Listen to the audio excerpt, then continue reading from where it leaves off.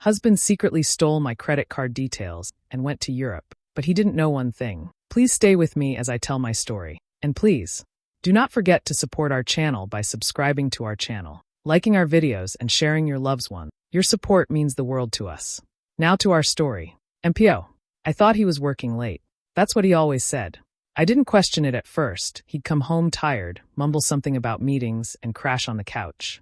Meanwhile, I was eating frozen dinners, budgeting every dollar, thinking we were saving for something together. One night, I checked our bank account to pay a bill. That's when I saw it, a charge from Paris. Not the name of some cute little cafe down the street. No, actual Paris, France.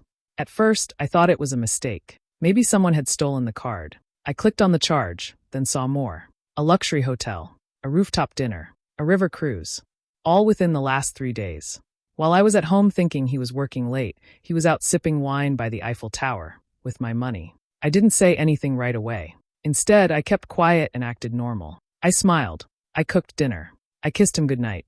But the whole time, I tracked every charge. Each day, I could see exactly what he was doing. A shopping spree in Milan. Tickets to a show in London. A private tour of Rome. I got his full itinerary just from our bank app. He never thought I'd notice. He never thought I was paying attention. So I made a plan. I hired a private investigator to confirm everything. He sent me pictures. My husband with another woman, laughing on a balcony in Venice.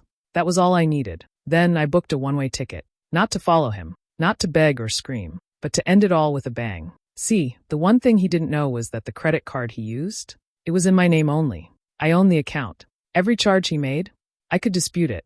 So right before his final hotel stay, I canceled the card. And just like that, his dream trip became a nightmare. He tried to check out. Card declined. He tried to book a new flight. Declined. His fancy dinner? No payment. He called me, panicked, asking if something was wrong with the card. I calmly said, yeah, it's mine. And I shut it down. Then I blocked his number. He came home days later, broke and stunned. I'd already moved out, cleaned the account, filed for divorce. Turns out, lying and stealing catches up with you. And I'd never felt more free. He told me he was going away for work training. Said it was last minute. A company thing. 3 days, maybe 4. I believed him. I even packed his suitcase, kissed him goodbye, and wished him luck. That night, I was scrolling through Instagram to pass time. That's when I saw it. A photo of him in a Berlin nightclub. Not posted by him, but by someone else. He was in the background, holding a drink, laughing with people I didn't recognize. He looked relaxed. Way too relaxed for a training event. My stomach dropped. I clicked the photo, found the tagged location. It was real. He was there. Not in some meeting, not learning anything, just partying. I didn't confront him. Not yet. Instead, I called my cousin. She's a tech genius. I told her everything. She helped me dig deeper, into his emails, messages, cloud storage. What we found was worse than I imagined. He'd created a burner email account months ago, used it to book hotels, flights, and even dating app subscriptions. This wasn't some random night out. He'd planned an entire solo European vacation, and I wasn't part of it. I stayed calm, smiled at his text, asked him how training was going. Meanwhile, I visited the bank. I withdrew my half of the money from our joint account, plus a little extra. I contacted a divorce lawyer, filed everything, changed the locks, froze the cards, erased every trace of myself from the house. He had no idea. When he finally returned, suitcase in hand and smug smile on his face, he found an empty house. Furniture gone, closets bare. On the kitchen counter, a thick envelope. Inside was the divorce paperwork, receipts of everything I found, screenshots of his messages, and a note that simply said, "Enjoy your freedom. You've earned it." He tried to use his card that night. It was declined. Tried to log into the joint account, frozen. Called me nonstop.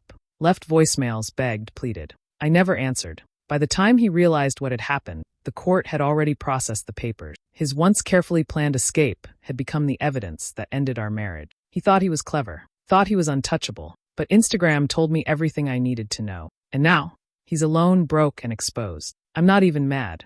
I'm just glad I found out before I wasted any more time on someone who never planned to take me with him. It started with a charge I didn't recognize, a flight to Barcelona. I hadn't bought a ticket. I hadn't even left the state in months. My heart skipped. I thought my card had been stolen, so I dug deeper. That's when I saw it. Hotel bookings in Paris, Rome, and Madrid. Luxury restaurants. Spa visits. Sightseeing tours. All under my name, all with my card. And then it hit me. I hadn't lost my card. I didn't get hacked. My husband had stolen it. We'd been distant lately. He said he needed space, time to figure things out. I thought it was just a rough patch. I was giving him room, but he took that space and booked himself a European escape, without telling me, without asking, and using my credit card. I didn't confront him. I didn't scream or cry. Instead, I made a phone call to the bank. I acted shocked. I've never been to Spain, I told them. I think someone cloned my card. They flagged it immediately, started an investigation. I kept calm and collected, just answering their questions. The best part? Everything he did was traceable. His hotel check-ins, his flight confirmations, the room service bills he so generously signed with my name. Then the bank escalated the issue, straight to international fraud investigator. A few days later, I got the call. Interpol was involved. They had picked him up in Spain, right outside a luxury hotel. He was confused at first, said it was a mistake, tried to show the card. But guess what? The card was in my name, not his. So he was carrying around someone else's credit information. That's a crime, especially when you cross borders with it. I pressed full charges: fraud, identity theft, unauthorized use. He never saw it coming. While he sat in a holding cell trying to explain himself, I hired a lawyer, filed for divorce, and started cleaning up the mess. The bank wiped the charges, restored my credit, and even sent me a new card overnight. He spent 2 weeks under investigation overseas before they let him return, on his own dime. No fancy hotels this time. No fine dining. Just a one-way flight home and a stack of legal problems waiting at the gate. He thought he was clever, that I'd never notice, but he forgot something important. I don't play nice when you steal from me. He turned my trust into a crime. So I turned his vacation into a criminal record. He told me he needed a break, said work was crushing him, that he was burnt out. I believed him. I even helped him write the email to his boss, the one where he claimed he was having a mental health crisis and needed urgent leave. He said he just needed time to clear his head. Rest. Reset. But he didn't stay home. He didn't go to therapy. He packed a bag and disappeared. No calls. No texts. Just silence. Then I noticed strange thing. His phone was off, but he was active on social media, just not on the account I followed. My friend sent me a screenshot from a private Instagram page. There he was, smiling in a photo taken in Santorini. The caption? Living my best life. He hadn't taken time off to heal. He'd lied. Used my sympathy to take a vacation, without me, without his job knowing. So I waited. I didn't say anything. I acted like I still believed him. Let him think he got away with it. But behind the scenes, I started collecting proof. I went through the laptop he left at home. Screenshots of emails he sent to his boss. Fake therapist notes. Plane tickets in my name. Passport scans he used to book hotels. Receipts from beachside dinners, nightclub entries, wine tasting. He used my identity to cover his tracks. Said he was with me. Said I was helping him recover. He used me as an excuse. So when he came back, tanned and relaxed, I smiled. Asked him how he felt. Told him I was glad he was better. Then I sent a neat little folder of documents to his company's ethics board. His employer took it seriously. They called it gross misconduct and terminated him within a week. All those fake mental health claims? All the forged doctor's notes? That was more than enough. And since we were still married, and I was technically supporting him while he recovered, I filed for alimony. He lost his job, his reputation, and now he gets to write me a check every month. He tried to play the victim, tried to lie his way out of it, but he forgot the one person he betrayed the most was the one who helped him write the first lie. So I used the truth to burn it all down. And the best part? I still have the passport photos he used to book his fake recovery trip. They're framed now. A reminder of what happens when you treat love like a cover story. He said he needed some time to think. Claimed he was overwhelmed and wanted to clear his mind. I didn't ask questions. I thought maybe we both needed space. I trusted him. Then my credit card started blowing up. Flight to Amsterdam. Hotel in Paris. Train to Italy. Dinner in Prague. All within 2 days. The charges kept coming. $400 here, $600 there. He maxed it out before I could even blink. I checked the app and saw it all laid out. A full European tour, paid for with my card. He hadn't just left. He'd booked a dream trip and used my money to do it. I was furious. But instead of confronting him, I grabbed my phone and opened TikTok. I posted a story. No names. No face. Just the receipts. My boyfriend told me he needed time to think. I thought he was reflecting. He was actually wine tasting in France, on my credit card. I showed the charges. The timeline. Even included a photo he posted to his private Instagram. The video blew up overnight. Millions of views. Thousands of comments. People were invested. So I kept going. In the next video, I dropped hints. His first name. His city. His job. Then I tagged his workplace. The tour company. Even his sister, who'd liked one of his photos from Greece. Everything exploded. The story trended. Strangers dug up more. Screenshots started circulating. He couldn't hide. His office issued a statement saying they were looking into the situation. His boss called me directly. I sent them the full story. He was fired within days. Clients pulled contracts. His name was everywhere, for all the wrong reasons. He tried to reach out, said I'd ruined his life. But really, he did that himself. And the best part? Brands started messaging me. Credit protection company, travel insurance, even dating apps.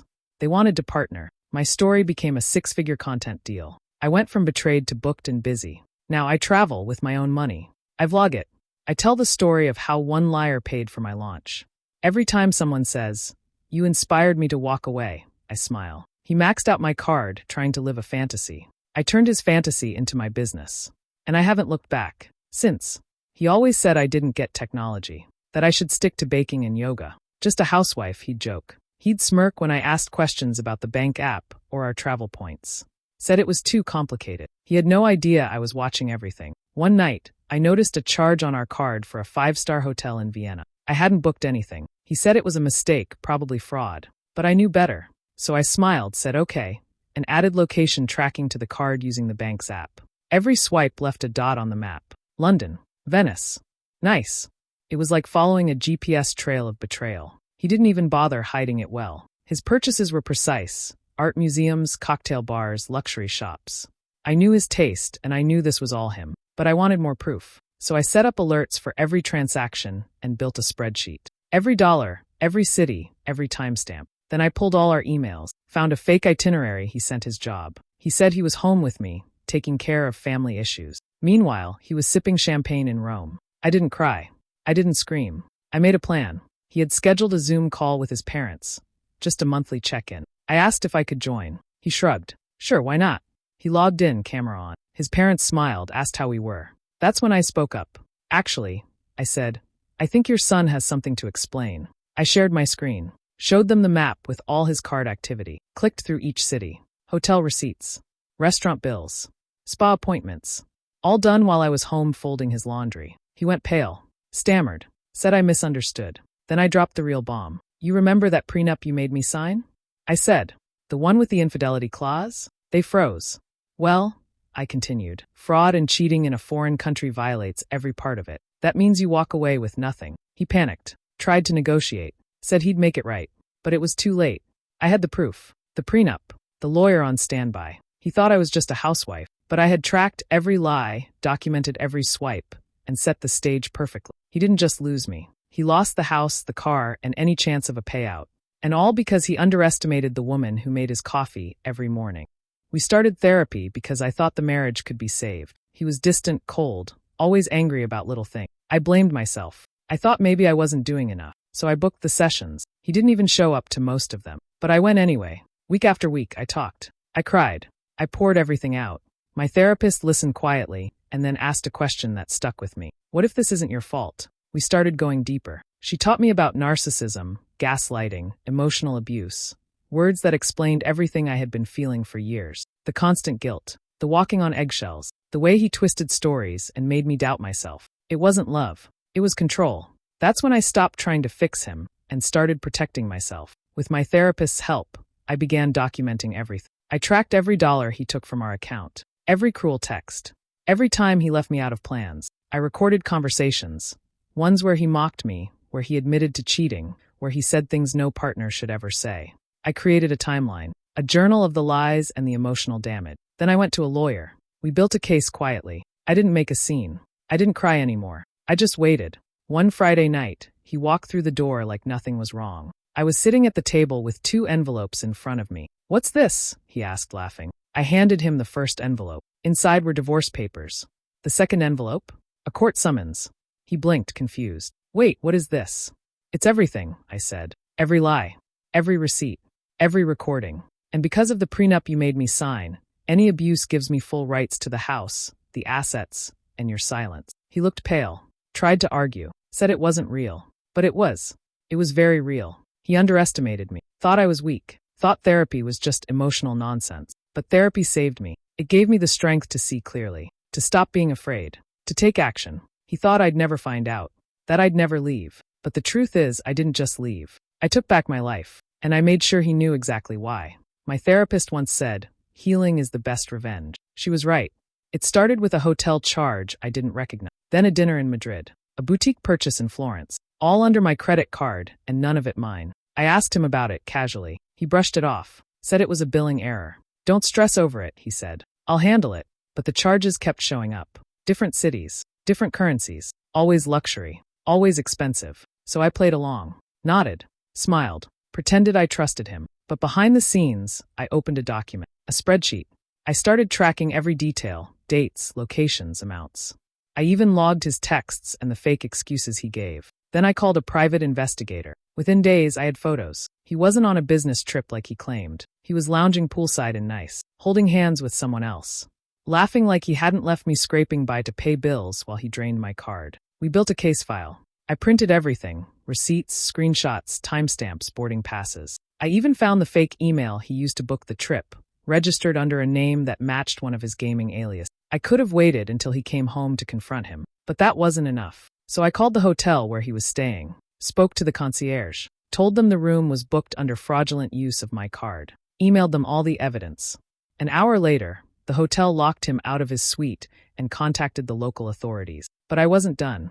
I alerted the airline and flagged the ticket he had booked to return home, reported him for unauthorized use of funds, labeled the card as compromised. Then I made one final call to Customs and Border Protection. By the time he landed back in the U.S., they were waiting for him at the gate. He called me in a panic, left a voicemail saying he didn't understand what was happening, asked if I could fix it. I didn't answer. Instead, I emailed him a copy of the case file, titled the email, "Here's what happens when you use my money to fund your fantasy." Now he has legal issues, a revoked passport, and a record tied to credit fraud. I have a cleared account, a court date, and peace. He thought I wouldn't notice, but I noticed everything. He booked a tour with stolen money. I booked justice. And I made sure he got a one-way trip straight to consequences. He said he needed time to think, claimed he was confused about the relationship, said he needed space, maybe a solo trip to clear his head. I nodded, told him to take whatever time he needed. He packed light, kissed me on the cheek, and left like he was going on some spiritual journey. But he wasn't backpacking or meditating in the mountains. He was living it up in Europe. 5-star hotels in Paris, private wine tastings in Tuscany, spa days in Barcelona. Every charge pinged on my phone because he used my card. The same one I used for groceries, the one I worked overtime to pay off. He thought I wouldn't see the alerts. He thought I wouldn't dare stop him. He was wrong. I let it continue. Let the charges pile up. He booked a suite overlooking the Eiffel Tower? Great. He ordered a vintage bottle of wine? Even better. I gave him rope. Then I pulled it. On the third day of his soul searching, I called the bank and disputed every charge, claimed the card had been stolen, reported unauthorized use, blocked the card and requested a reversal. The bank moved fast. Within hours, his hotel access was revoked. Room service stopped. Key card deactivated. They made him pay or leave. But guess what? He had no backup card. No cash. He was out on the street, dragging 2 suitcases down a Paris alley, trying to find Wi-Fi. I know because I saw it. I live-streamed it. Yes, I tracked him through his travel app, which was still logged in on our shared tablet. I went live to my small but loyal social media following and told the whole story. How he cheated, lied, maxed out my card for a luxury escape, and got busted. And right there, thousands of miles from home, he popped up in the live stream, caught on a street camera I found through a tourist feed. He looked miserable, confused, begging someone for help outside a coffee shop. And people were watching, commenting, sharing. By the time he tried to get on his return flight, the ticket had been canceled. I owned the account. I revoked the booking. He called me 6 voicemails in a row. I didn't pick up. Instead, I posted a clip of him yelling at a gate agent. Captioned, he wanted time to think. Now he has plenty. He stole my trust, my money, my peace. So I took his fantasy and turned it into a public disaster. Now he's stranded, exposed, and exactly where he belongs. Alone. I spent years building that savings account, skipping vacations, cutting corners, saying no to things I really wanted, all because I believed in us. I thought we were working toward a future together. A home. A life we could both be proud of. Then, one morning, I checked the account. It was nearly empty. Thousands gone. My heart dropped. I thought it was a mistake. Maybe some kind of error. But no, each withdrawal had his name on it. Flights, hotels, luxury restaurants. A full week across Europe, paid for with the money I worked so hard to save. I confronted him. He lied. Said it was for business. An investment opportunity. That it would pay us back tenfold. But I knew better. So I waited until he left for one last meeting. Then I opened his laptop. There it was, a hidden email folder filled with confirmations. He forged my digital signature on bank form, used my name to move money, even faked approval letters to cover it all up. I took screenshots, every file, every receipt. Then I made 2 calls, first to a forensic accountant, then to a divorce attorney who came highly recommended for handling betrayal. Together, we built the case. Bank fraud, identity misuse, marital theft. I didn't scream. I didn't beg. I let the law do the talking. He came home to a cold, quiet house and a court summons on the kitchen counter. His face went pale as he read through the lawsuit. He tried to argue, said it was a misunderstanding, but the documents were airtight. I had dates, signatures, IP addresses, even security footage from the bank. He was done. In court, he didn't stand a chance.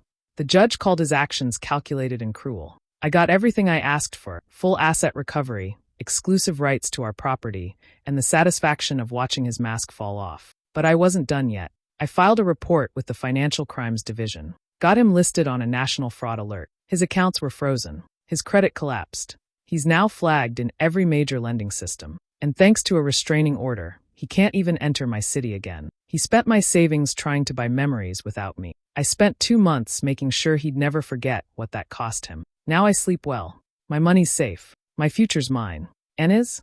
His future's in pieces, locked behind legal walls. Exactly where it belongs.